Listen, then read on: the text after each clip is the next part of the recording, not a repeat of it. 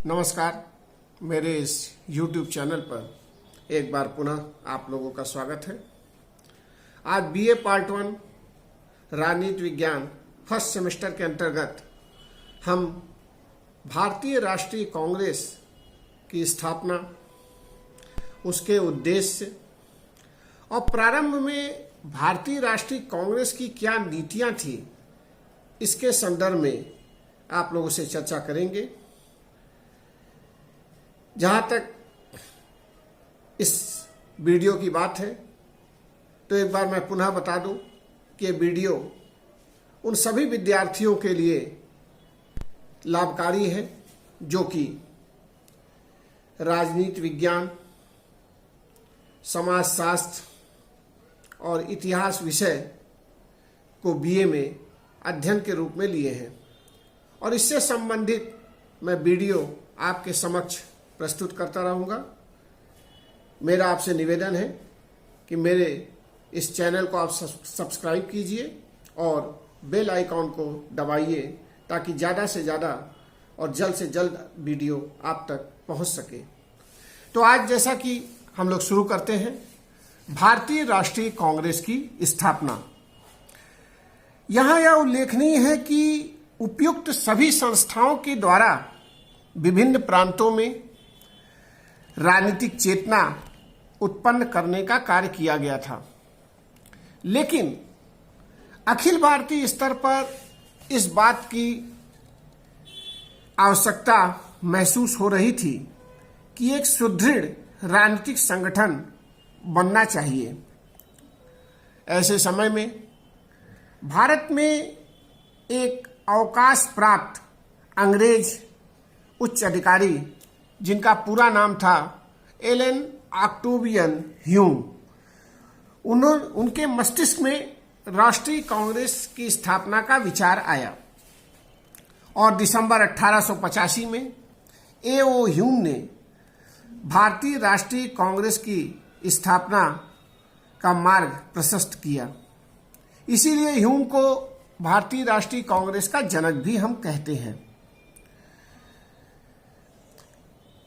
भारतीय राष्ट्रीय कांग्रेस की स्थापना से पूर्व 1 मार्च 1883 को कलकत्ता विश्वविद्यालय के छात्रों को संबोधित करते हुए उन्होंने लिखा था कि उन्हें ऐसे 50 नवयुवकों की जरूरत है जो मातृभूमि की सेवा के लिए तत्पर हों और लोगों में देशभक्ति की भावना सुदृढ़ कर सके। इसीलिए ह्यूम ने जब यह योजना गवर्नर जनरल लॉर्ड डफरिन के सम्मुख रखी तो लॉर्ड डफरिन ने संगठन के कार्य क्षेत्र को विस्तृत करने का सुझाव देते हुए कहा कि इस संगठन को राजनीतिक क्षेत्र में भी कार्य करना चाहिए, जबकि ह्यूम भारत में समाज सुधार करना चाहते थे। इसीलिए उन्होंने कहा कि आपका यह सुझाव बहुत अच्छा है कि यदि भारत के मुख्य राजनीतिज्ञ एक स्थान पर एकत्रित हों और सामाजिक विषयों के साथ साथ राजनीतिक विषयों पर भी विचार करें तो ये एक बहुत अच्छा प्रयास होगा। यहाँ तक कि कांग्रेस की स्थापना से पूर्व ह्यूम इंग्लैंड गए और वहाँ उन्होंने Lord Ripon, Dalhousie, John bright इत्यादि राजनीतिज्ञों से भी भावी संगठन के संदर्भ में विचार विमर्श किया। ह्यूम जब इंग्लैंड से वापस आए तो उन्होंने कांग्रेस का प्रथम अधिवेशन 25 से 28 दिसंबर 1885 को पूना में आयोजित करने का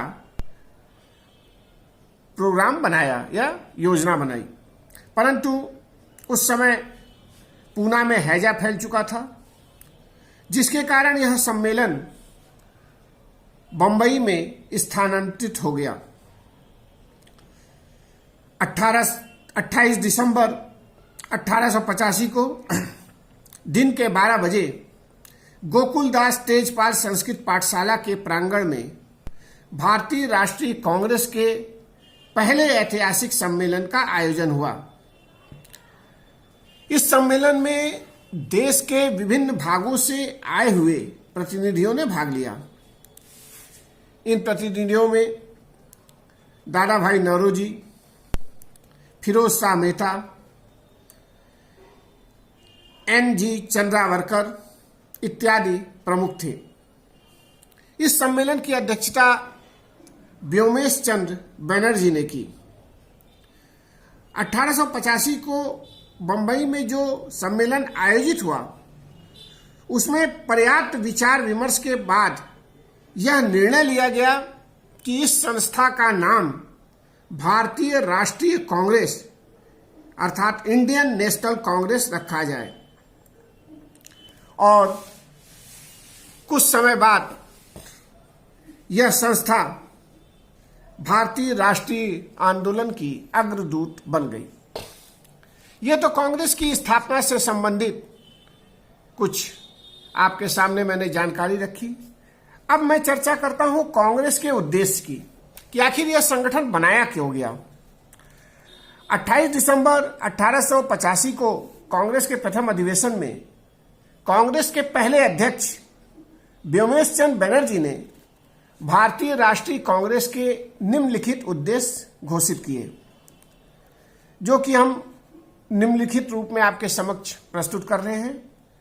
कांग्रेस का जो पहला उद्देश्य था वह था कि साम्राज्य के विभिन्न भागों में देश हित में लगन से कार्य करने वाले ऐसे लोगों को संगठित किया जाए जिससे कि संगठन अपने लक्ष्य को प्राप्त कर सके।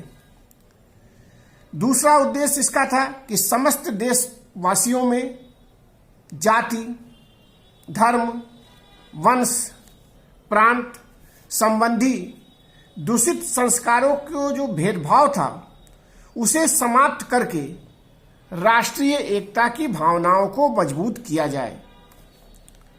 तीसरा उद्देश्य था कि देश की महत्वपूर्ण सामाजिक समस्याओं के संदर्भ में भारत के शिक्षित लोगों से भली भांति चर्चा की जाए, उनसे विचार विमर्श किया जाए और एक परिपक्व विचारों को संग्रहित करके सरकार के सम्मुख रखा जाए।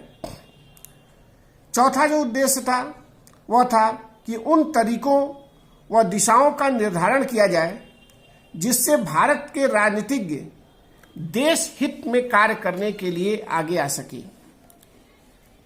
इस तरह से भारतीय राष्ट्रीय कांग्रेस की स्थापना एक अखिल भारतीय स्तर के राजनीतिक संगठन के रूप में की गई। इस संगठन का उद्देश्य जाति, धर्म या वर्ण के किसी भेदभाव के बिना समस्त भारतवासियों का प्रतिनिधित्व करना था। इसका राष्ट्रीय स्वरूप इसी से प्रमाणित हो जाता है कि इसके प्रथम अध्यक्ष व्योमेश चंद्र बनर्जी ईसाई थे, तत्पश्चात दादा भाई नौरोजी फारसी थे, बदरुद्दीन तैयब जी मुसलमान थे। अर्थात इसके अध्यक्ष विभिन्न जातियों एवं धर्मों के व्यक्ति रहे हैं।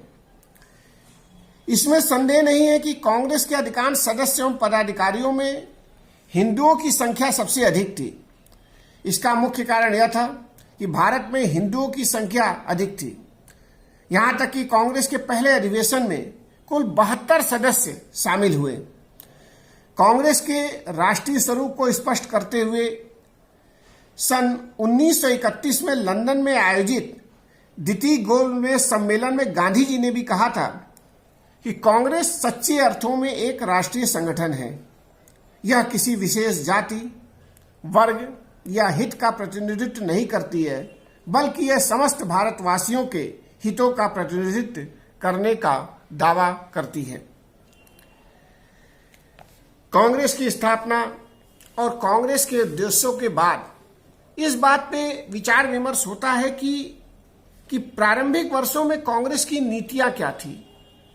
क्या कांग्रेस की नीतियां भारत के हित में थी या अंग्रेजों के हित में थी? इस संदर्भ में वाद विवाद होता है, लेकिन फिलहाल हम प्रारंभिक वर्षों में राष्ट्रीय कांग्रेस की नीतियों की चर्चा कर सकते हैं।